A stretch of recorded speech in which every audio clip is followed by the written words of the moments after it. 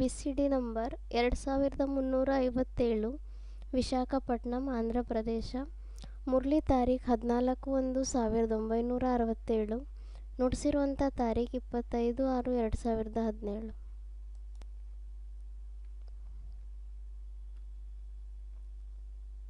शिव ज्योति बिंदु न पूज्य बनता है न पुजारी बनता है. ಶಿವ ಜ್ಯೋತಿರ್ಬಿಂದು ಪೂಜ್ಯನೂ ಆಗಲ್ಲ, ಪೂಜಾರಿನೂ ಆಗಲ್ಲ. फिर ये शिव के मंदिर में जो शिवलिंग है जो पूजा जाता है, ಮತ್ತೆ ಈ ಶಿವನ ದೇವಸ್ಥಾನದಲ್ಲಿ ಏನು ಶಿವಲಿಂಗವನ್ನು ತೋರಿಸ್ತಾರೆ, ಅದರ ಪೂಜೆಯನ್ನ ಮಾಡಲಾಗುತ್ತೆ. और वो उसका जो असली रूप सोमनाथ मंदिर दिखाया गया, ಮತ್ತೆ ಅದರ ನಿಜವಾದ ರೂಪವನ್ನು ಏನು ಸೋಮನಾಥನ ದೇವಸ್ಥಾನ ಅಂತ ತೋರಿಸಿದ್ದಾರೆ. उसमें लिंग और ज्योतिबिंदु रूप हीरा, ಮತ್ತೆ ಅದರಲ್ಲಿ ಲಿಂಗ ಮತ್ತೆ ಜ್ಯೋತಿರ್ಬಿಂದು ರೂಪ ವಜ್ರ. वो कौन सी आत्मा की यादगार है? ಅದು ಯಾವ ಆತ್ಮನ ನೆನಪಾರ್ಥ ಆಗಿದೆ?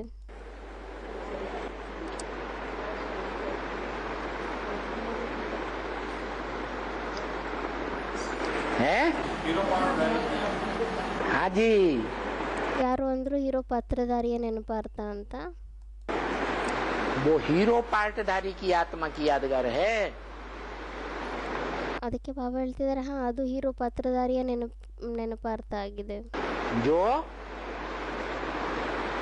100% आत्मिक स्थिति में टिक जाती है. ಅವರು 100% ಆತ್ಮಿಕ ಸ್ಥಿತಿಯಲ್ಲಿ ಸ್ಥಿತ ಆಗೋಗ್ತಾರೆ. इच्छा मात्रम अविद्या. ಇಚ್ಛಾ ಮಾತ್ರ ಅವಿದ್ಯ ಆಗೋಗ್ತಾರೆ. क्या? कोई इंद्रियों का भोग भोगने की इच्छा नहीं. ಯಾವುದೇ ಇಂದ್ರಿಯಗಳಿಂದ ಭೋಗವನ್ನು ಭೋಗಿಸುವಂತ ಆಸೆನೇ ಇರಲ್ಲ.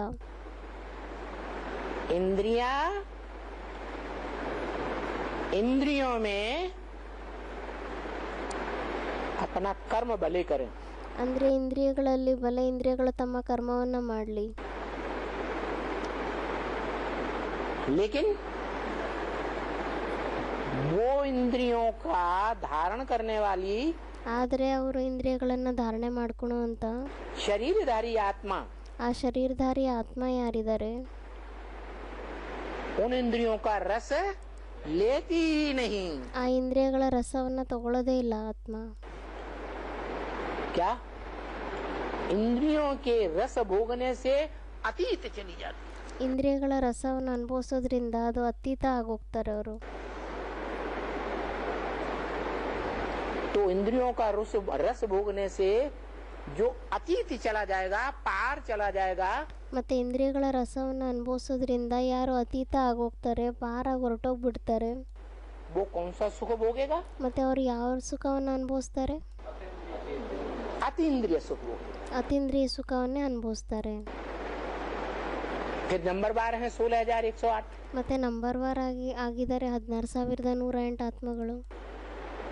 गोप गोपियां जिनके लिए शास्त्रों में गायन है, अतीन्द्रिय सुख पूछना हो तो गोप गोपियों से पूछो. ಮತ್ತೆ ಗಾಯನನೂ ಸಹ ಇದೆ ಗೋಪಿಯರ ರೂಪದಲ್ಲಿ ಶಾಸ್ತ್ರಗಳಲ್ಲಿ. ಅದಕ್ಕೋಸ್ಕರ ಹೇಳಲಾಗುತ್ತೆ ಅಲ್ವಾ, ಅತೀಂದ್ರಿಯ ಸುಖವನ್ನ ಕೇಳಬೇಕು ಅಂದ್ರೆ ಗೋಪಿಯರ ಹತ್ರ ಕೇಳಿ ಅಂತ. दुनिया इस रहस्य को नहीं जानेगी. ಪ್ರಪಂಚದವರು ಈ ರಹಸ್ಯವನ್ನ ತಿಳ್ಕೊಳ್ಳೋದಿಲ್ಲ. क्या? कि ये कैसे हो सकता है? ಅಂದ್ರೆ ಇದು ಯಾವ ರೀತಿ ಆಗ್ಬೋದಾಗಿದೆ ಅಂತ. कैसे हो सकता है? ಅದಕ್ಕೆ ಬಾಬಾ ಹೇಳ್ತಿದ್ದಾರೆ, ಇದು ಯಾವ ರೀತಿ ಆಗ್ಬೋದಾಗಿದೆ. संग के रंग से हो सकता है या संग का रंग प्रैक्टिकल जीवन में शरीर से लिए बगैर हो सकता है. ಅದಕ್ಕೆ ಬಾಬಾ ಹೇಳ್ತಿದ್ದಾರೆ, ಇದು ಯಾವ ರೀತಿ ಆಗ್ಲಿಕ್ಕೆ ಸಾಧ್ಯ ಆಗಿದೆ. ಸಂಗಿನ ರಂಗಿನಿಂದ ಆಗ್ಬೋದಾಗಿದೆನಾ, ಅಥವಾ ಶರೀರದಿಂದ ಪ್ರಾಕ್ಟಿಕಲ್ ನಲ್ಲಿ ಸಂಗಿನ ರಂಗೆ ತಗೊಳ್ಳಿಲ್ಲ ಅಂದ್ರೆ ಆಗ್ಬೋದಾ? संग के रंग से ही हो सकता है. ಸಂಗಿನ ರಂಗಿನಿಂದಾನೇ ಆಗ್ಬೋದಾಗಿದೆ. ऐसी शरीरधारी आत्मा का संग का रंग लिया जाए, ಆ ಥರ ಪವರ್ಫುಲ್ ಆತ್ಮನ ಸಂಘ ಏನಿದೆ ಅವರ ಸಂಘವನ್ನ ತಗೊಂಡ್ರೆ, जो कर्म इंद्रियों में देखने में तो आता है कि रमण करता है.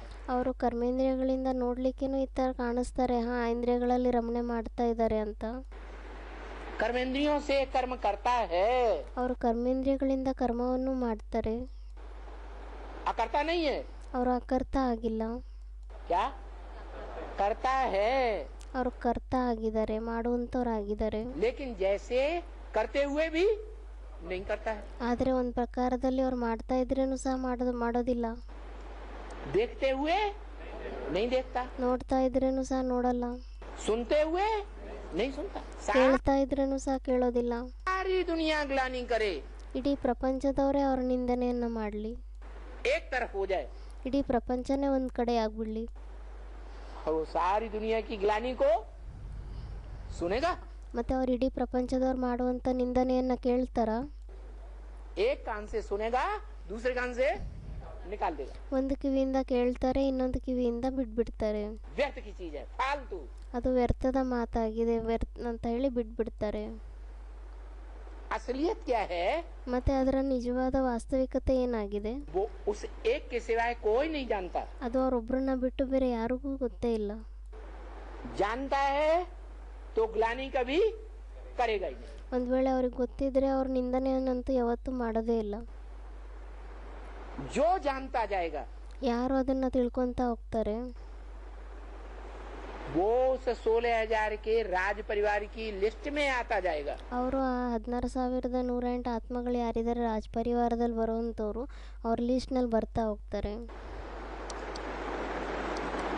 जो सतयुग त्रेता में राजा रानी बनते हैं, ಅವರೇ ಸತ್ಯುಗದಲ್ಲಿ ರಾಜಾರಾಣಿಸನ್ನ ಆಗ್ತಾರೆ.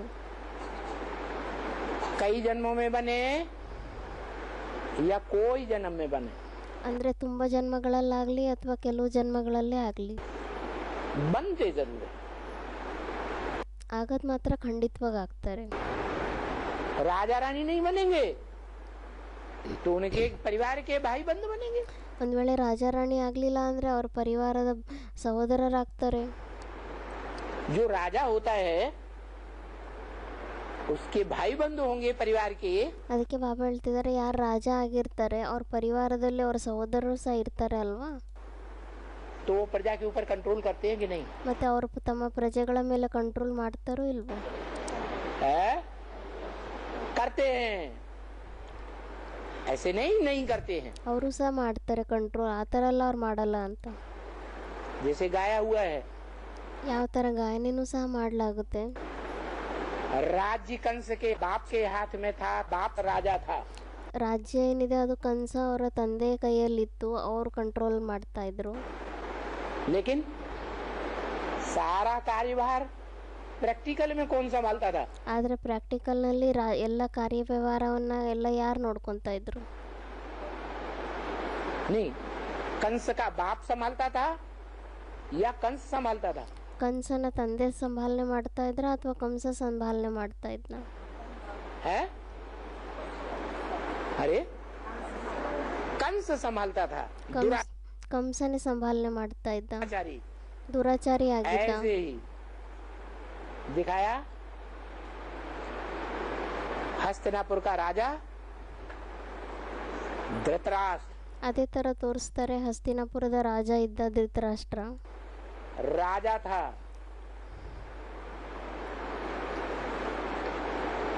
राज्य की प्रजा ने उसे राजा नहीं बनाया था. ಅವನು ಸಹ ರಾಜ ಆಗಿದ್ದ ಧೃತರಾಷ್ಟ್ರ, ಆದ್ರೆ ರಾಜ್ಯದಲ್ಲಿರೋ ಪ್ರಜೆಗಳು ಅವ್ರನ್ನ ರಾಜರನ್ನಾಗಿ ಮಾಡಿರ್ಲಿಲ್ಲ. है? वो चालाकी से राज्य धर बैठा था. ಅವರು ಚಾಲಾಕಿಯಿಂದ ಅವ್ರ ರಾಜ್ಯವನ್ನ ಇಟ್ಕೊಂಡು ಕುತ್ಕೊಂಡಿದ್ರು. इसलिए धृतराष्ट्र नाम हुआ. ಅದಕ್ಕೋಸ್ಕರ ಅವ್ರ ಹೆಸರೇ ಧೃತರಾಷ್ಟ್ರ ಅಂತ ಆಯ್ತು. जैसे आज की दुनिया में ಯಾವ ರೀತಿ ಇವಾಗಿನ ಪ್ರಪಂಚದಲ್ಲಿ बड़े बड़े पूंजीपति भारतवर्ष में हैं. ಭಾರತ ವರ್ಷದಲ್ಲಿ ದೊಡ್ಡ ದೊಡ್ಡ ಪೂಂಜಿವಾದಿಗಳಿದ್ದಾರೆ. जो भारत की राजनीतिक पार्टियों को बहुत धन दान देते हैं. ಅವರು ಭಾರತದ ರಾಜನೈತಿಕ ಪಾರ್ಟಿಗಳಿಗೆ ತುಂಬಾ ಧನ ಧಾನ್ಯವನ್ನ ಕೊಡ್ತಾರೆ. वही पार्टियां जीतती हैं जो बहुत बढ़िया प्रचार करती है. ಆ ಪಾರ್ಟಿಗಳೇ ಗೆಲ್ತಾರೆ ಯಾರು ತುಂಬಾ ಜಾಸ್ತಿ ಪ್ರಚಾರ ಮಾಡ್ತಾರೆ.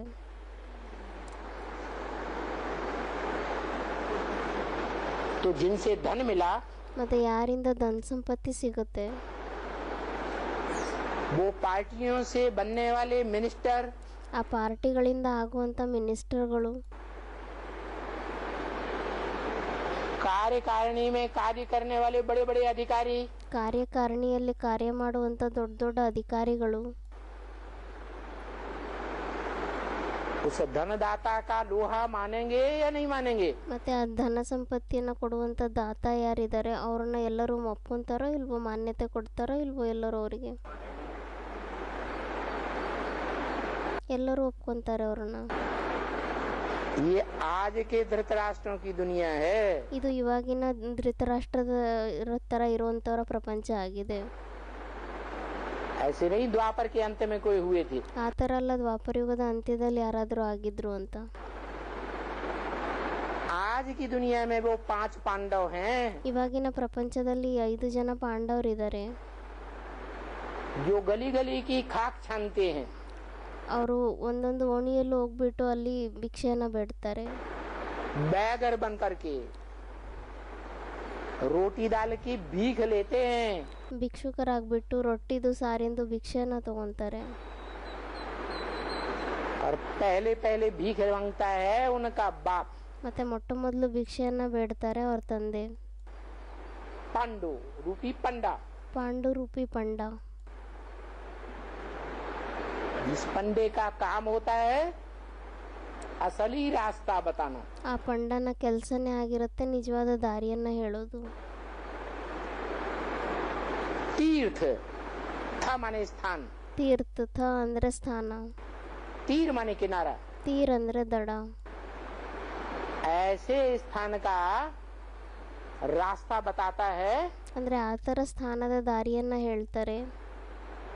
जो मनुष्य जीवन का आखिरी लक्ष्य ಅದು ಮನುಷ್ಯ ಜೀವನದ ಕೊನೆಯ ಲಕ್ಷ್ಯ ಆಗಿದೆ.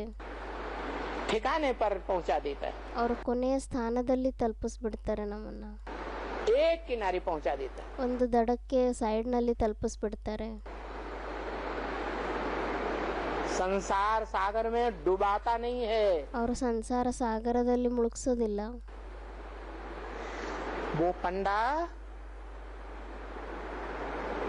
नरक की दुनिया से, ಅವ್ರ ಪಂಡ ಯಾರಿದ್ದಾರೆ ಅವರು ನರಕದ ಪ್ರಪಂಚದಿಂದ, नरक का जो इस पार है, तीर है, किनारा है, ನರಕದ ಈ ಕಡೆ ಇರುವಂತ ದಡ ಏನಿದೆ, ಪಾರ್ ಏನಿದೆ, उस वैतरणी नदी, विषय वैतरणी नदी के उस पार ले जाता है. ಅವರು ಯಾವ ವಿಷಯ ವೈತರಣಿ ನದಿ ಆ ಸೈಡ್ನಲ್ಲಿ ಆ ಕಡೆ ದಡಕ್ಕೆ ಕರ್ಕೊಂಡು ಹೋಗ್ತಾರೆ. स्वर्ग में ले जाता है. ಅಂದ್ರೆ ಸ್ವರ್ಗದಲ್ಲಿ ಕರ್ಕೊಂಡು ಹೋಗ್ತಾರೆ. वो स्वर्ग में ले जाने वाले पंडे की बात बताई.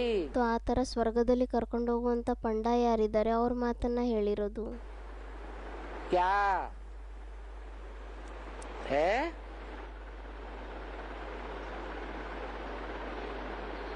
कि गीता में लगा हुआ है, ब्रह्मा द्वारा स्थापना कर रहे हैं. ಏನಂತ ಗೀತೆಯಲ್ಲೂ ಸಹ ಹೇಳಿದ್ದಾರೆ, ಬ್ರಹ್ಮನ ಮುಖಾಂತರ ಸ್ಥಾಪನೆ ಮಾಡ್ತಾ ಇದ್ದಾರೆ ಅಂತ. स्वर्ग की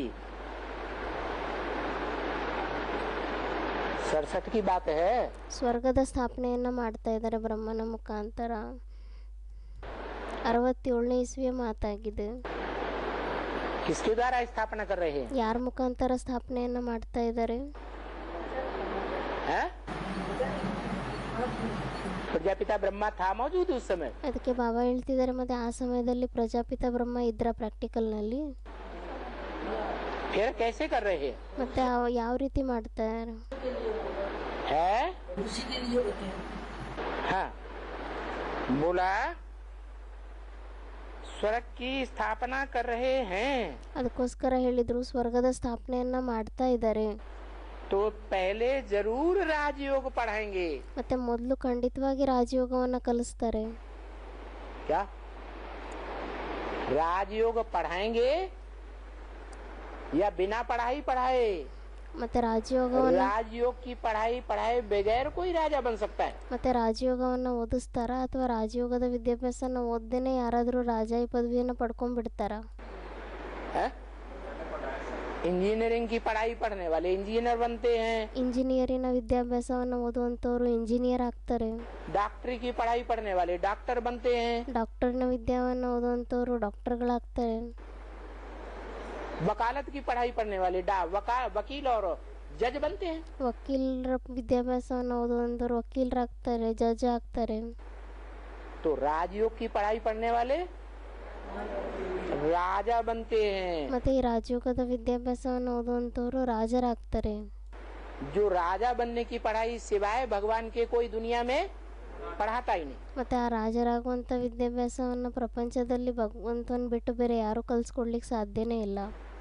दुनिया में मनुष्य मात्र ग्रेट धर्म पिता थोड़े भले हो, ಪ್ರಪಂಚದಲ್ಲಿ ಮನುಷ್ಯ ಮಾತ್ರನೇ ಆಗಿರಲಿ ಅಥವಾ ಗ್ರೇಟ್ ಧರ್ಮಪಿತ ಆಗಿರಲಿ, ग्रेट फादर भले कहा जाए, ಭಲೆ ಅವರಿಗೆ ಗ್ರೇಟ್ ಫಾದರ್ ಅಂತ ಹೇಳ್ಬೋದು. सारी मनुष्य सृष्टि का आधा हिस्सा ಇಡೀ ಮನುಷ್ಯ ಸೃಷ್ಟಿಯ ಅರ್ಧ ಭಾಗ मनुष्य उसको अपना बाप मानते हो। ಎಲ್ಲ ಮನುಷ್ಯರು ಅವರಿಗೆ ತಮ್ಮ ತಂದೆ ಅಂತ ಒಪ್ಕೊಂತಾರೆ. कौन सा धर्म पिता है? ಯಾವ ಧರ್ಮಪಿತ ಆಗಿದ್ದಾರೆ? है क्राइस्ट। ಕ್ರೈಸ್ಟ್ ಆಗಿದ್ದಾರೆ. लेकिन वो भी राजयोग की पढ़ाई नहीं पढ़ाता है। ಆದರೆ ಅವರು ಸಹ ರಾಜಯೋಗದ ವಿದ್ಯಾಭ್ಯಾಸವನ್ನು ಓದೋದಿಲ್ಲ. आधीन बनाने की पढ़ाई पढ़ाता है ಆಧೀನರಾಗುವಂಥ ವಿದ್ಯಾಭ್ಯಾಸವನ್ನು ಓದ್ತಾರ, या स्वाधीन बनने की पढ़ाई पढ़ाता है। ಅಥವಾ ಸ್ವಾಧೀನರಾಗಿರುವಂಥ ವಿದ್ಯೆಯನ್ನು ಓದ್ತಾರ. सभी धर्म पिताएं ब्रह्मा से लेकर के ಎಲ್ಲ ದೇವಿ ದೇವತೆಗಳು ಬ್ರಹ್ಮನಿಂದ ತಗೊಂಡ್ಬಿಟ್ಟು और इब्राहिम बुद्ध क्राइस्ट से लेकर के उनके सहयोगी धर्म पिताओं तक भी ಮತ್ತೆ ಇಬ್ರಾಹಿಂ ಬೌದ್ಧಿ ಕ್ರೈಸ್ಟ್ನಿಂದ ಅವರ ಸಹಯೋಗಿ ಧರ್ಮಪಿತರು ಯಾರೇ ಇದ್ದಾರೆ ಅವರೆಲ್ಲರೂ ಸಹ और उनके सारे फॉलोअर्स बड़े बड़े विद्वान पंडित आचार्य क्यों न हो, ಭಲೆ ಮತ್ತೆ ಅವರ ಎಲ್ಲ ಫಾಲೋವರ್ಸ್ಗಳು ದೊಡ್ಡ ದೊಡ್ಡ ವಿದ್ವಾನರು, ಆಚಾರ್ಯರು, ಪಂಡಿತರು ಭಲೆ ಆಗಿರಲಿ, बड़े बड़े उनमें राजाएं क्यों न हुए हों, महत्वाकांक्षी, ಭಲೆ ಅವರಲ್ಲಿ ಮಹತ್ವಾಕಾಂಕ್ಷಿ ಆಗಿರುವಂಥ ದೊಡ್ಡ ದೊಡ್ಡ ರಾಜರೇ ಆಗಿರಲಿ, वो सब क्या बनाते हैं? आधीन बनाते हैं, दास दासी बनाते हैं, नौकर ಅವರೆಲ್ಲ ಏನು ಮಾಡ್ತಾರೆ? ಅಧೀನರನ್ನಾಗಿ ಮಾಡ್ತಾರೆ, ದಾಸದಾಸಿಯರನ್ನಾಗಿ ಮಾಡ್ತಾರೆ, चाकर बनाते हैं। ನೌಕರ ಚಾಕರನ್ನಾಗಿ ಮಾಡ್ತಾರೆ.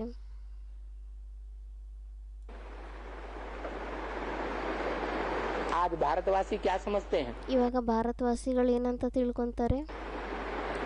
ऊंची ऊंची नौकर बनना अच्छा है ಶ್ರೇಷ್ಠಕ್ಕಿಂತ ಶ್ರೇಷ್ಠ ನೌಕರರಾಗೋದು ಒಳ್ಳೇದಾಗಿದೆನಾ, या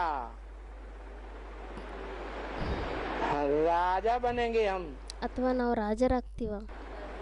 भगवान राजा ही देने आया है। ಭಗವಂತ ನಮಗೆ ರಾಜಯ್ಯನ್ನ ಕೊಡ್ಲಿಕ್ಕೋಸ್ಕರ ಬಂದಿದ್ದಾರೆ.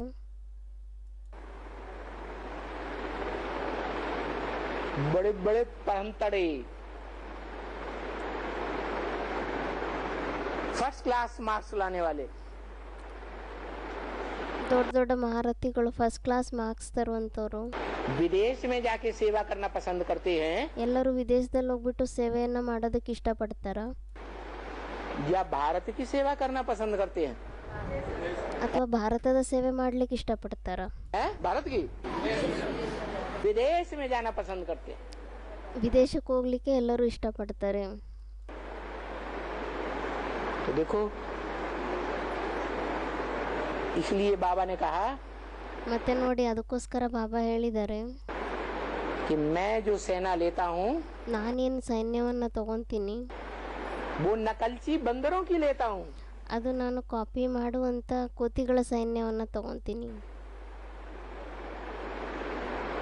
बंदर बहुत बढ़िया नकल करता है। ಕೋತಿಗಳು ತುಂಬ ಚೆನ್ನಾಗಿ ಆ್ಯಕ್ಟಿಂಗ್ ಮಾಡುತ್ತೆ, ಕಾಪಿ ಮಾಡುತ್ತೆ.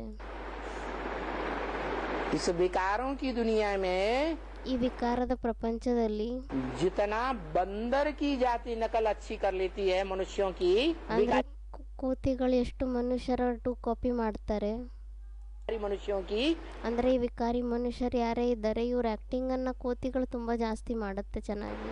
उतना कोई प्राणी अच्छी नकल नहीं कर पाता। ಅಷ್ಟು ಬೇರೆ ಯಾವುದೇ ಪ್ರಾಣಿಗಳು ಸಹ ಆ್ಯಕ್ಟಿಂಗ್ ಮಾಡ್ಲಿಕ್ಕೆ ಸಾಧ್ಯನೇ ಇಲ್ಲ. काम विकार में, क्रोध विकार में, लोभ में, मोह में, अहंकार में, किसी भी तरीके से देखो, ಅಂದರೆ ಕಾಮವಿಕಾರ ಆಗಿರಲಿ, ಕ್ರೋಧ ಆಗಿರಲಿ, ಲೋಭ ಆಗಿರಲಿ, ಮೋಹ ಆಗಿರಲಿ ಅಥವಾ ಅಹಂಕಾರನೇ ಆಗಿರಲಿ, ಯಾವುದೇ ರೂಪದಲ್ಲೇ ನೋಡ್ಕೊಳ್ಳಿ, अहंकारी ऐसा हाथी भी जा रहा होगा तो भी उसको गुड़क मारेगा आगे बढ़ करके. ಅದಕ್ಕೆ ಬಾಬಾ ಒಂದು ಉದಾಹರಣೆನ ಕೊಡ್ತಾ ಇದ್ದಾರೆ. ಅಹಂಕಾರನೂ ಆ ಕೋತಿಗಳಲ್ಲಿ ಇಷ್ಟೊಂದಿರುತ್ತೆ. ಅದರ ಎದುರುಗಡೆಯಿಂದ ಒಂದು ವೇಳೆ ಆನೆ ಹೋದ್ರೂ ಸಹ ಆನೆಗೂ ಸಹ ಅದು ಜೋರಾಗಿ ಧ್ವನಿ ಮಾಡಿ ಎದುರಿಸುತ್ತೆ.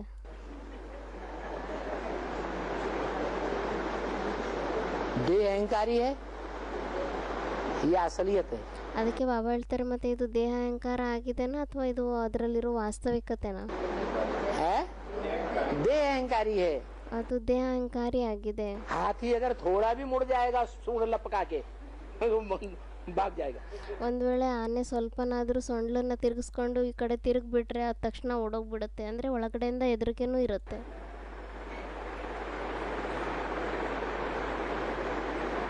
मोही इतना कि बंदरिया हो या बंदर हो. ಮತ್ತೆ ಮೋಹನು ಸಹ ಇಷ್ಟೊಂದು ಜಾಸ್ತಿ ಇರುತ್ತೆ. ಅದು ಹೆಣ್ಣು ಕೋತಿನೇ ಆಗಿರಲಿ ಅಥವಾ ಗಂಡು ಕೋತಿನೇ ಆಗಿರಲಿ. में से कोई बचेगा. बच्चा मर जाएगा तो महीने 2 महीने 4 महीने उसे खाकर सड़ी हुई को पेट में दबा के रखेगा. ಅದಕ್ಕೆ ಬಾಬಾ ಹೇಳ್ತಾರೆ, ಮೋಹನು ಇಷ್ಟೊಂದು ಜಾಸ್ತಿ ಇರುತ್ತೆ. ಒಂದು ವೇಳೆ ಗಂಡು ಕೋತಿ ಅಥವಾ ಹೆಣ್ಣು ಕೋತಿಯಲ್ಲಿ ಯಾವುದಾದ್ರೂ ಒಂದು ಸತ್ತೋಗ್ಬಿಟ್ರೆ ಅದರ ಹೆಣವನ್ನು ತೊಗೊಂಡ್ಬಿಟ್ಟು ಅದು ತಮ್ಮ ಶರೀರದ ಜೊತೆ 1-2 ತಿಂಗಳವರೆಗೂ ಅಂಟಿಸ್ಕೊಂಡು ಇಟ್ಕೊಂಡಿರುತ್ತೆ.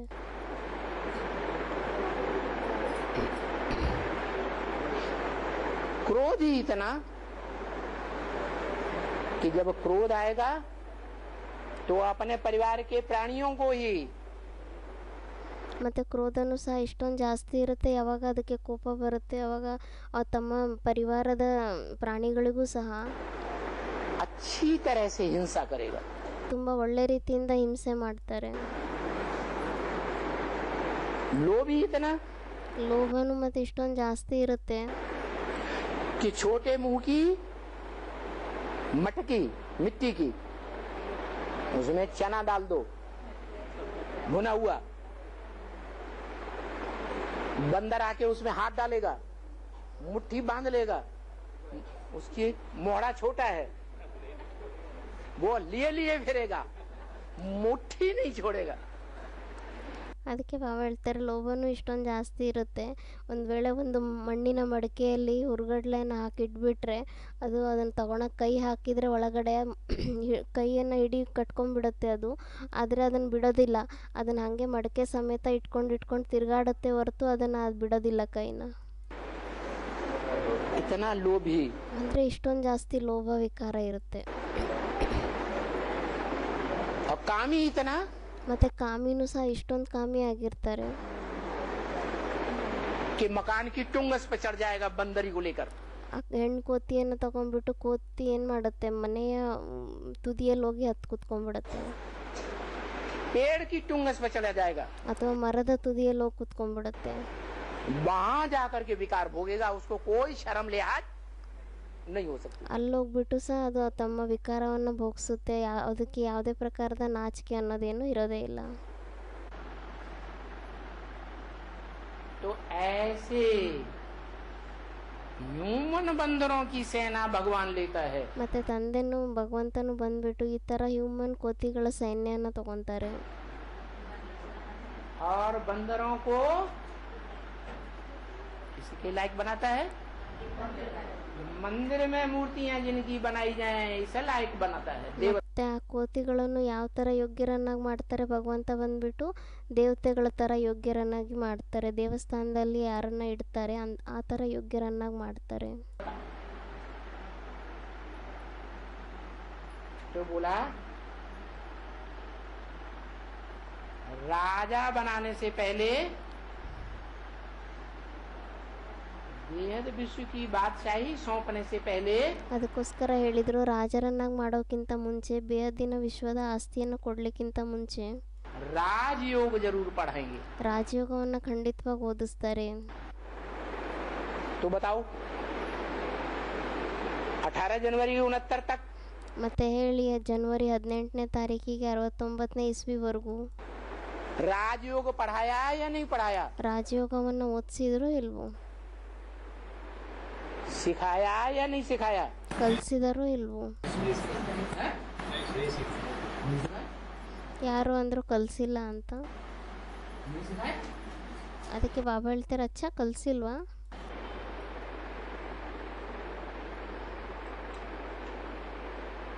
ब्रह्मा कुमारियों के सामने साबित करोगे? ಅದಕ್ಕೆ ಬಾಬಾ ಹೇಳ್ತಾರೆ ಬ್ರಹ್ಮಕುಮಾರಿಯರ ಎದುರುಗಡೆ ಹೋಗ್ಬಿಟ್ಟು ಸಿದ್ಧ ಮಾಡ್ತೀರಾ है कि ब्रह्मा बाबा ने राजयोग नहीं सिखाया? ಅಂದರೆ ಬ್ರಹ್ಮ ಬಾಬಾ ರಾಜಯೋಗವನ್ನು ಕಲಿಸಿಲ್ಲ. अरे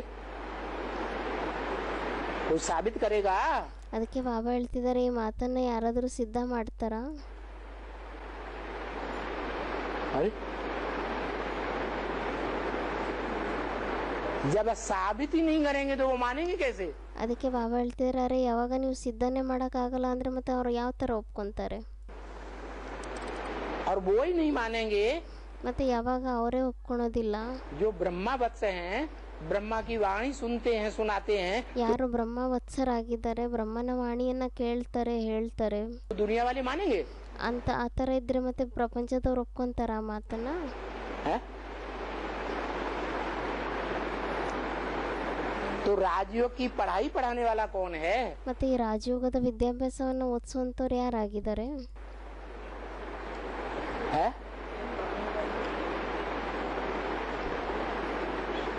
त्रिमूर्ति शिव कहा जाता है. ತ್ರಿಮೂರ್ತಿ ಶಿವ ಅಂತ ಹೇಳಲಾಗುತ್ತೆ. ब्रह्मा की मूर्ति जो बना के रखी है वो मूर्ति ಬ್ರಹ್ಮನ ಮೂರ್ತಿಯನ್ನ ಏನ್ ಮಾಡಿಟ್ಟಿದ್ದಾರೆ ಆ ಮೂರ್ತಿ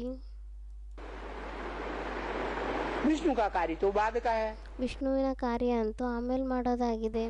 राजधानी स्थापन होने के बाद ರಾಜಧಾನಿ ಸ್ಥಾಪನೆ ಆದ ನಂತರ ಮಾಡುವ ಕಾರ್ಯ ಆಗಿದೆ. बीच में शंकर का पार्ट आता है. ಮಧ್ಯದಲ್ಲಿ ಶಂಕರನ ಪಾತ್ರ ಬರುತ್ತೆ. ब्रह्मा के बाद शंकर की मूर्ति का पार्ट. ಬ್ರಹ್ಮನ ನಂತರ ಶಂಕರನ ಮೂರ್ತಿಯ ಪಾತ್ರ ಬರುತ್ತೆ.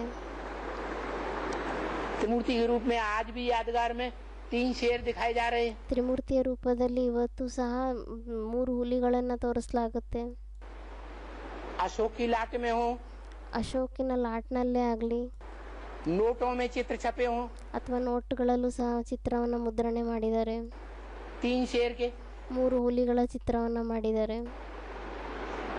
त्रिमूर्ति हाउस, त्रिमूर्ति रोड ತ್ರಿಮೂರ್ತಿ ಹೌಸ್ ಆಗಲಿ, ತ್ರಿಮೂರ್ತಿ ರೋಡ್ ಆಗಲಿ यादगार बने हुए हैं. ನೆನಪಾರ್ಥಗಳನ್ನು ಸಹ ಮಾಡಿದ್ದಾರೆ.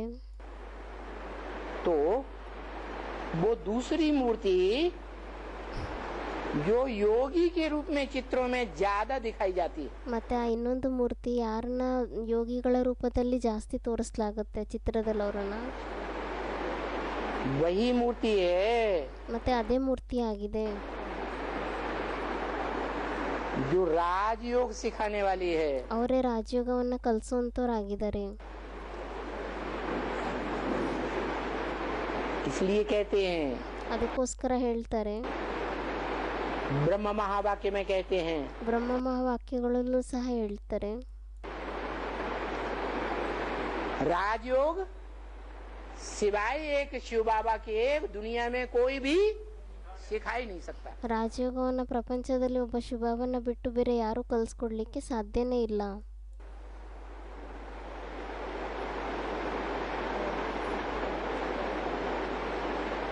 चाहे दुनिया में कोई हो, ಭಲೆ ಪ್ರಪಂಚದಲ್ಲೇ ಯಾರೇ ಆಗಿರಲಿ, चाहे ब्रह्माओं की दुनिया में कोई निकले, ಅಥವಾ ಬ್ರಹ್ಮನ ಪ್ರಪಂಚದಲ್ಲಿ ಯಾರಾದರೂ ಆ ಥರ ತಯಾರಾಗಲಿ, विष्णु पार्टी नाम धारण करने वाले, ವಿಷ್ಣು ಪಾರ್ಟಿಯನ್ನ ಹೆಸರನ್ನ ಧಾರಣೆ ಮಾಡ್ಕೊಳೋಂಥವ್ರು कोई भी राजयोग नहीं सिखा सकते. ಯಾರೂ ಸಹ ರಾಜಯೋಗವನ್ನು ಕಲಿಸ್ಕೊಡ್ಲಿಕ್ಕೆ ಸಾಧ್ಯನೇ ಇಲ್ಲ.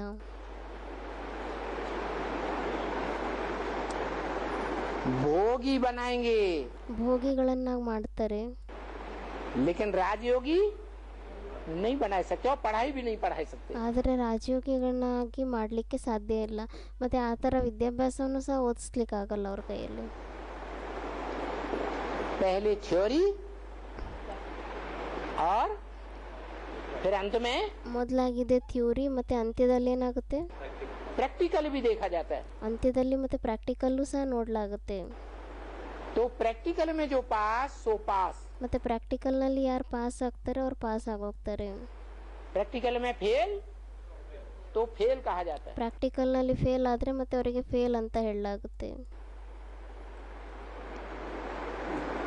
पूरी थ्योरी में कोई पास हो जाए, ಒಂದು ವೇಳೆ ಪೂರ್ತಿ ಥಿಯೋರಿಯಲ್ಲಿ ಯಾರಾದರೂ ಪಾಸ್ ಆಗಿಬಿಟ್ರೆ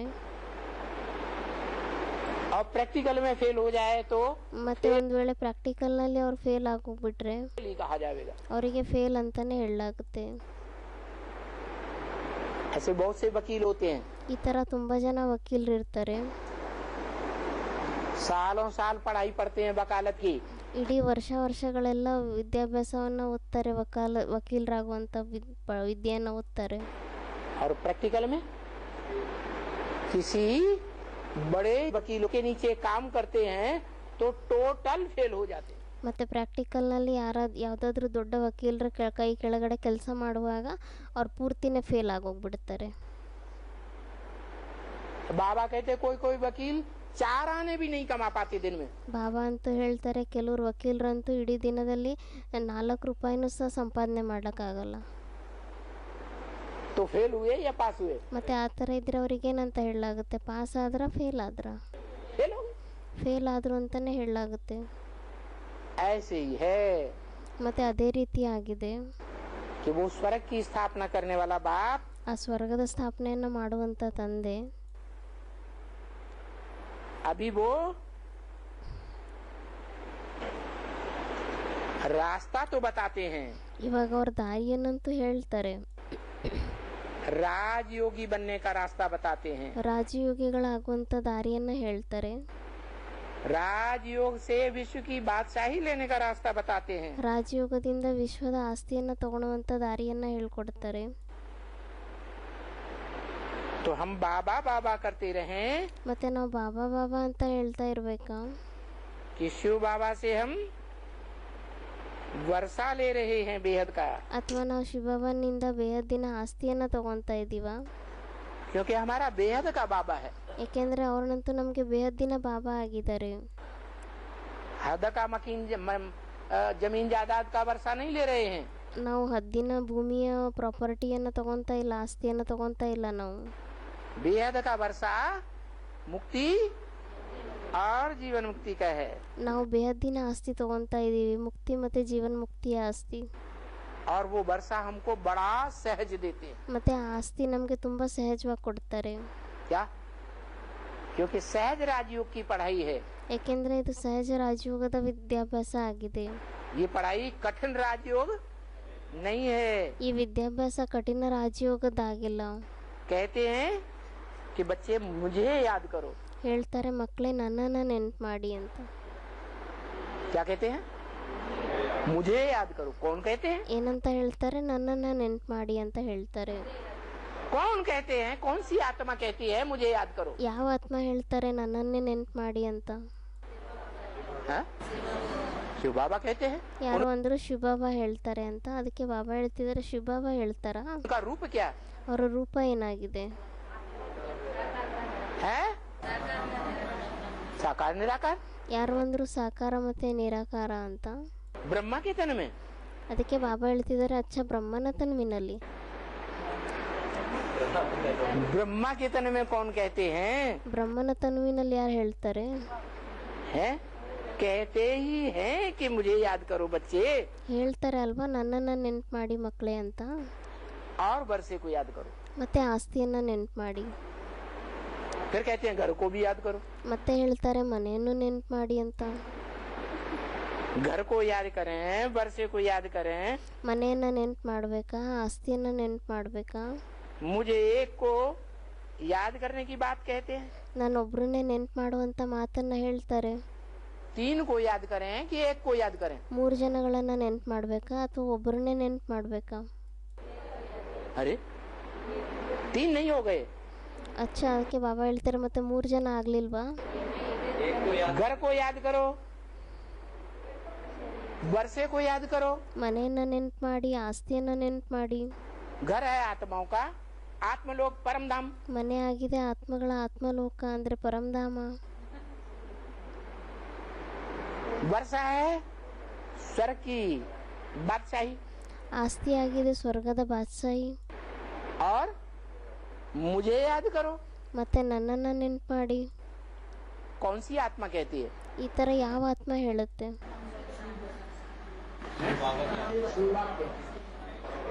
उनको मन है। ಅದಕ್ಕೆ ಬಾಬಾ ಹೇಳ್ತಿದ್ದಾರೆ ಅವರಿಗೆ ಮನಸ್ಸಿದೆನಾ? शिव बाप अगर कहें ಒಂದ್ ವೇಳೆ ಶಿವ ತಂದೆ ಹೇಳಿದ್ರೆ मना भव तो उनको मन है। ಒಂದ್ ವೇಳೆ ಶಿವ ತಂದೆ ಹೇಳಿದ್ರೆ ಮನ್ಮನ ಭವ ಅಂತ ಅಂದ್ರೆ ಅವ್ರಿಗೇನ್ ಮನಸ್ಸಿದೆನಾ? वो तो सदा अमन चैन में रहने वाला है। ಅವರಂತೂ ಯಾವಾಗ್ಲೂ ಅಮನ್ ಚೈನ್ನಲ್ಲಿರುವಂತವ್ರಾಗಿದ್ದಾರೆ. उनको तो मन है ही नहीं। ಅವರಿಗಂತೂ ಮನಸ್ಸಿಲ್ವೇ ಇಲ್ಲ. जो चलायमान हो ಅಂದ್ರೆ ಅವ್ರ ಮನಸ್ಸು ಚಂಚಲ ಆಗ್ಲಿಕ್ಕೆ ಚಲಾಯಮಾನ ಆಗ್ಲಿಕ್ಕೆ ಮನಸ್ಸೇ ಇಲ್ಲ ಅವ್ರ ಹತ್ರ. तो कौन कहते हैं मुझे याद करो? ಮತ್ತೆ ಈ ತರ ಯಾರು ಹೇಳ್ತಾರೆ ನನ್ನನ್ನ ನೆನ್ಪು ಮಾಡಿ ಅಂತ? जिसमें प्रवेश करते हैं ಯಾರು ಹೇಳಿದ್ರು 3 ಪಾತ್ರಧಾರಿಗಳು ಹೇಳ್ತಾರೆ ಅಂತ. ಅದಕ್ಕೆ ಬಾಬಾ ಹೇಳ್ತಾರೆ ಅಲ್ಲ, ಯಾರಲ್ಲಿ ಪ್ರವೇಶ ಮಾಡ್ತಾರೆ वो हीरो पार्टधारी। ಆ ಯಾರಲ್ಲಿ ಪ್ರವೇಶ ಮಾಡ್ತಾರೆ ಆ ಹೀರೋ ಪಾತ್ರಧಾರಿ जब संपन्न बाप समान बनता है ಯಾವಾಗ ಅವರು ಸಂಪನ್ನ ತಂದೆ ಸಮಾನ ಆಗ್ತಾರೆ तब की बात है। तो ಇದು ಆವಾಗಿನ ಮಾತಾಗಿದೆ. क्या सारी मनुष्य सृष्टि उस एक को ही याद करेगी। ಏನಂತ ಹೇಳಿದ್ರು ಇಡೀ ಮನುಷ್ಯ ಸೃಷ್ಟಿ ಅವರೊಬ್ಬರನ್ನೇ ನೆನ್ಪು ಮಾಡುತ್ತೆ. वो एक क्या याद करता होगा? ಮತ್ತೆ ಅವರೊಬ್ರು ಏನ್ ಒಂದನ್ನ ನೆನ್ಪು ಮಾಡಬಹುದಾಗಿದೆ? वो एक याद करेगा, एक शिव बाबा, दूसरा न कोई। ಅವರೊಬ್ಬರೇ ನೆನ್ಪು ಮಾಡ್ತಾರೆ ಏನಂತ? ಒಬ್ಬ ಶಿವಬಾಬನ್ ಬಿಟ್ಟು ಬೇರೆ ಯಾರು ಇಲ್ಲ ಅಂತ. अरे भाई तुम्हारे लिए बाबा कौन? ಅದಕ್ಕೆ ಬಾಬಾ ಹೇಳ್ತಾರೆ ಅರೆ ನಿಮ್ಗೋಸ್ಕರ ಬಾಬಾ ಮತ್ತೆ ಯಾರಾಗಿದ್ದಾರೆ? बाबा तो साकार निराकार का मेल। ಬಾಬಾ ಅಂತೂ ಸಾಕಾರ ಮತ್ತೆ ನಿರಾಕಾರನ ಕಂಬೈನ್ ರೂಪಕ್ಕೆ ಹೇಳಲಾಗುತ್ತೆ.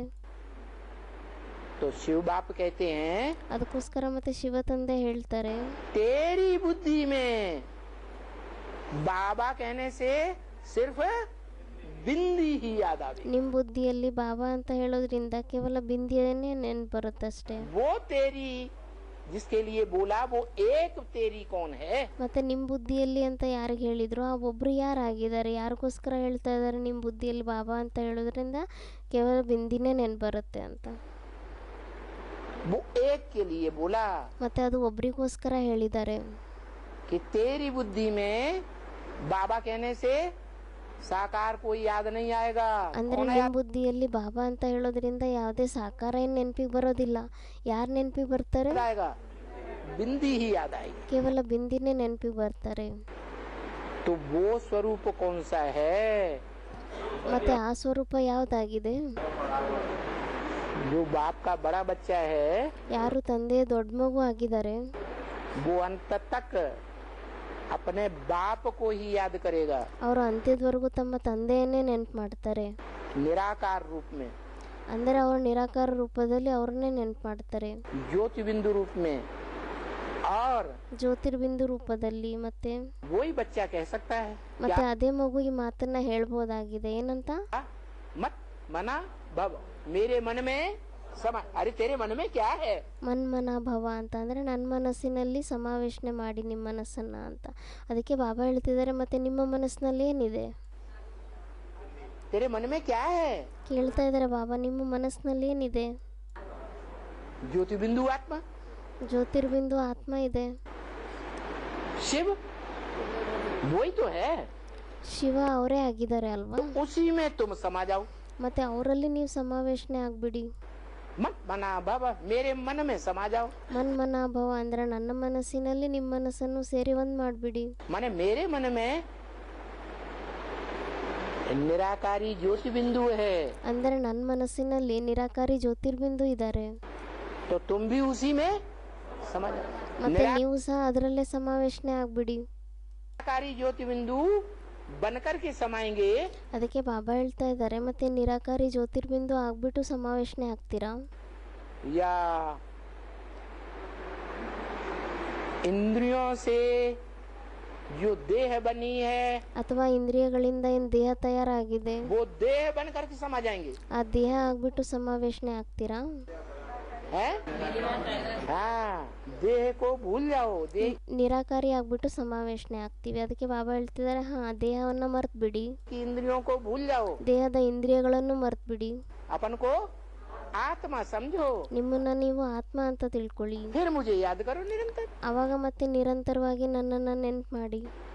ऐसी स्टेज इस मनुष्य सृष्टि की सब मनुष्य मात्र 500-700 करोड़ की बनेगी। ಮತ್ತು ಈ ಥರ ಸ್ಟೇಜ್ ಏನಿದೆ, ಈ ಸೃಷ್ಟಿಯಲ್ಲಿರುವಂಥ ಮನುಷ್ಯ ಮಾತ್ರರು ಯಾರೇ ಇದ್ದಾರೆ 500-700 ಕೋಟಿ ಆತ್ಮಗಳು, ಎಲ್ಲರದು ಆ ಥರ ಸ್ಟೇಜ್ ಆಗೋಗುತ್ತೆ.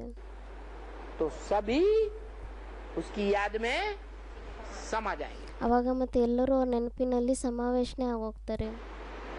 उसी में से जन्म लेते हैं, नई सृष्टि बनती है ಮತ್ತೆ ಅವರಿಂದನೇ ಜನ್ಮ ತಗೊಂತಾರೆ, ಅದರಿಂದನೇ ಹೊಸ ಸೃಷ್ಟಿ ತಯಾರಾಗುತ್ತೆ. और अंत में उसी में समा जाते हैं। ಮತ್ತೆ ಅಂತ್ಯದಲ್ಲಿ ಅದರಲ್ಲೇ ಸಮಾವೇಶನೆ ಆಗೋಗ್ತಾರೆ ಎಲ್ಲರೂ. इसलिए सन्यासियों ने लिख दिया है ಅದಕ್ಕೋಸ್ಕರ ಸನ್ಯಾಸಿಗಳು ಸಹ ಬರೆದ್ಬಿಟ್ಟಿದ್ದಾರೆ कि हम आत्माएं बलबूले हैं समंदर के। ನಾವು ಆತ್ಮಗಳು ಯಾರೇ ಇದ್ದೀವಿ, ನಾವು ಸಮುದ್ರದಲ್ಲಿರುವಂಥ ಗುಳ್ಳೆಗಳಾಗಿದ್ದೀವಿ, ಸ್ಪೈಸ್ ಆಗಿದ್ದೀವಿ. बुदबुदे छोटे बड़े ಚಿಕ್ಕವರು ದೊಡ್ಡವರು ಗುಳ್ಳೆಗಳಾಗಿದ್ದಾರೆ, ಎಲ್ಲರೂ ನೀರಿನ ಗುಳ್ಳೆಗಳು. पैदा होते हैं, खत्म होते हैं, ಅದರಲ್ಲೇ ಜನ್ಮ ತಗೊಂತಾರೆ ಮತ್ತೆ ನಷ್ಟ ಆಗೋಗ್ತಾರೆ, ಜನ್ಮ ತಗೊಂತಾರೆ ಮತ್ತೆ ನಷ್ಟ ಆಗೋಗ್ತಾರೆ. पैदा हुए फिर खत्म हुए। तो वास्तव में क्या बुदबुदे हैं? ಅದಕ್ಕೆ ಬಾಬಾ ಹೇಳ್ತಿದ್ದಾರೆ, ಮತ್ತೆ ವಾಸ್ತವದಲ್ಲೇ ನಿಜವಾಗ್ಲೂ ನೀರಿನ ಗುಳ್ಳೆಗಳಾಗಿದ್ದಾರಾ? बुदबुदे तो समंदर के जल में समा जाते हैं। ಅದಕ್ಕೆ ಬಾಬಾ ಹೇಳ್ತಿದ್ದಾರೆ, ಆ ನೀರಿನ ಗುಳ್ಳೆಗಳಂತೂ ನೀರಿನಲ್ಲಿ ಸಮಾವೇಶನೆ ಆಗೋಗ್ತಾರೆ. और उन बुदबुदों में जो पानी का अंश होता है, ಮತ್ತೆ ಆ ನೀರಿನ ಗುಳ್ಳೆಗಳಲ್ಲಿ ಏನ್ ನೀರಿನ ಅಂಶ ಇರುತ್ತೆ वो खारा ही रह जाता है। ಅದು ಉಪ್ಪು ನೀರಾಗೆ ಎದ್ಬಿಡುತ್ತೆ. क्या बुदबुदे, सारे बुदबुदे इकट्ठे कर दो, ಅಂದ್ರೆ ಆ ನೀರಿನ ಗುಳ್ಳೆಗಳನ್ನ ಎಲ್ಲ ಒಟ್ಟಿಗೆ ಸೇರಿಸ್ಕೊಂಡ್ಬಿಡಿ, पानी बन जाएगा। ಅವಾಗ ಅದು ಒಂದು ನೀರಾಗೋಗುತ್ತೆ. समंदर का जल भी खारा और बुदबुदों का जल भी खारा। ಸಮುದ್ರದ ನೀರು ಸಹ ಉಪ್ಪು ನೀರೇ ಆಗಿರುತ್ತೆ, ಮತ್ತೆ ಆ ನೀರಿನ ಗುಳ್ಳೆಗಳ ನೀರೇನು ತಯಾರಾಗುತ್ತೆ ಅದು ಸಹ ಉಪ್ಪು ನೀರಾಗೇ ಇರುತ್ತೆ. तो क्या आत्मा भगवान से निकलती है, भगवान में समा जाती है? ಮತ್ತೆ ಆತ್ಮ ಏನು ಭಗವಂತನಿಂದ ಬರ್ತಾರೆ, ಮತ್ತೆ ಭಗವಂತನಲ್ಲೇ ಸಮಾವೇಶನೆ ಆಗೋಗ್ತಾರೆ. तो क्या खारी है? ಮತ್ತೆ ಅದೇನು ಉಪ್ಪು ನೀರೇ ಆಗಿರ್ತಾರ, ಉಪ್ಪೇ ಆಗಿರ್ತಾರ? आत्मा खारी है? ಅದಕ್ಕೆ ಬಾಬಾ ಹೇಳ್ತಿದ್ದಾರೆ, ಮತ್ತೆ ಆತ್ಮ ಏನು ಉಪ್ಪು ನೀರ್ ತರ ಆಗಿರ್ತಾರ? भगवान खारा है, ಭಗವಂತ ಉಪ್ಪು ನೀರಾಗಿದ್ದಾನ? लेकिन हर आत्मा में अलग अलग संकल्प चलते हैं। ಆದ್ರೆ ಪ್ರತಿಯೊಂದು ಆತ್ಮಗಳಲ್ಲಿ ಬೇರೆ ಬೇರೆ ಸಂಕಲ್ಪಗಳು ನಡೆಯುತ್ತೆ. 500-700 करोड़ मनुष्य आत्माओं के संकल्प 500-700 ಕೋಟಿ ಆತ್ಮಗಳ ಸಂಕಲ್ಪ एक ज्योति बिंदु में समा जाए। ಒಬ್ಬ ಜ್ಯೋತಿರ್ಬಿಂದುವಿನಲ್ಲೇ ಸಮಾವೇಶನೆ ಆಗ್ಬಿಡ್ಬೇಕು. उसे कहेंगे मनमना भव। ಮತ್ತೆ ಅವಾಗ ಅವರಿಗೆ ಹೇಳಲಾಗುತ್ತೆ ಮನ್ಮನಾ ಭವ ಅಂತ. वो एक ज्योति बिंदु आत्मा ही ಅವರೊಬ್ಬರೇ ಜ್ಯೋತಿರ್ಬಿಂದು ಆತ್ಮ, ज्ञान का सागर है। ಅವರೊಬ್ಬರೇ ಜ್ಞಾನದ ಸಾಗರ ಆಗಿದ್ದಾರೆ. जो ज्ञान का सागर अकेला नहीं है इस सृष्टि पर। ಯಾರು ಜ್ಞಾನದ ಸಾಗರ ಈ ಸೃಷ್ಟಿಯಲ್ಲಿ ಒಬ್ಬರೇ ಆಗಿಲ್ಲ. क्या अव्यक्त वाणी में भी बोला, ಅವ್ಯಕ್ತವಾಣಿಯಲ್ಲೂ ಸಹ ಹೇಳಿದ್ದಾರೆ. ब्रह्मा बाबा ने जब शरीर छोड़ दिया था तब बोला, ಬ್ರಹ್ಮ ಬಾಬಾ ಯಾವಾಗ ಶರೀರ ಬಿಟ್ಬಿಟ್ಟಿದ್ರು ಅವಾಗೇ ಹೇಳಿದ್ರು, बाप अकेला नहीं है, ತಂದೆ ಒಬ್ಬರೇ ಆಗಿಲ್ಲ, शक्तियां तो साथ हैं ही। ಶಕ್ತಿಯರಂತೂ ಜೊತೆಯಲ್ಲಿದ್ದೇ ಇದ್ದಾರೆ. माना शक्ति रूप में जो पांचों तत्वों का बीज रूप सार है, ಅಂದರೆ ಶಕ್ತಿ ರೂಪದಲ್ಲಿ 5 ತತ್ವಗಳ ಸಾರ ರೂಪ ಏನಿದೆ, ಬಿಂದು ರೂಪ ಸಾರ ರೂಪ, वो लिंग जड़ रूप तो साथ है ही है। ಆ ಲಿಂಗದಲ್ಲಿ ಜಡ ರೂಪ ಅಂತೂ ಜೊತೆಯಲ್ಲಿದ್ದೇ ಇದೆ. वही माता है, वही परम ब्रह्म है। ಅವರೇ ತಾಯಿ ಆಗಿದ್ದಾರೆ, ಅವರೇ ಪರಂಬ್ರಹ್ಮ ಆಗಿದ್ದಾರೆ. जो शास्त्रों में गाया हुआ है, ಅದಕ್ಕೋಸ್ಕರ ಶಾಸ್ತ್ರಗಳಲ್ಲೂ ಸಹ ಗಾಯನೇ ಇದೆ. गुरु ब्रह्मा गुरु विष्णु गुरु देवो महेश्वर गुरु साक्षात परम ब्रह्म तस्मै श्री गुरुवे नमः। ಗುರು ಬ್ರಹ್ಮ, ಗುರು ವಿಷ್ಣು, ಗುರುದೇವ್ ಮಹೇಶ್ವರ, ಗುರು ಸಾಕ್ಷಾತ್ ಪರಬ್ರಹ್ಮ, ತಸ್ಮೈ ಶ್ರೀ ಗುರುವೇ ನಮಃ. वो माता हमारी गुरु है। ಅಂದ್ರೆ ಆ ತಾಯಿ ಯಾರಿದ್ದಾರೆ ಅವ್ರು ನಮಗೆ ಗುರು ಆಗಿದ್ದಾರೆ. क्या माता गुरु है या नहीं? ಅದಕ್ಕೆ ಬಾಬಾ ಹೇಳ್ತಿದ್ದಾರೆ ಏನಂತ ಹೇಳಿದ್ರು, ತಾಯಿ ಗುರು ಆಗಿದಾರೋ ಇಲ್ವೋ ಅವರು. तो माता गुरु और जिसे हम भगवान कहते हैं वो गुरु एक ही हुए या अलग अलग हुए? ಅದಕ್ಕೆ ಬಾಬಾ ಹೇಳ್ತಾರೆ, ಮತ್ತೆ ಯಾರು ತಾಯಿ ಗುರು ಆಗಿದ್ದಾರೆ ಮತ್ತೆ ಯಾರಿಗೆ ನಾವು ಪರಬ್ರಹ್ಮ ಗುರು ಅಂತ ಹೇಳ್ತೀವಿ, ಅವರು ಮತ್ತೆ ಇವರು ಇಬ್ರು ಒಂದೇ ಆಗಿದಾರಾ ಅಥವಾ ಬೇರೆ ಬೇರೆ ಆಗಿದಾರಾ? एक ही हुए. ಇಬ್ರು ಒಂದೇ ಆಗಿದ್ದಾರೆ.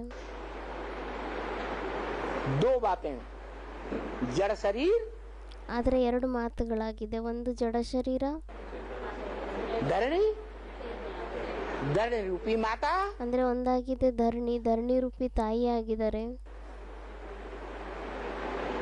मिट्टी का संघात, ಅದಾಗಿದೆ ಮಣ್ಣಿನ ಮಿಶ್ರಣ, पत्थर बन जाता है. ಕಲ್ಲಾಗೋಗ್ಬಿಡತ್ತೆ ಅದು. वही पत्थर का लिंग ಅದೇ ಕಲ್ಲಿನ ಲಿಂಗ.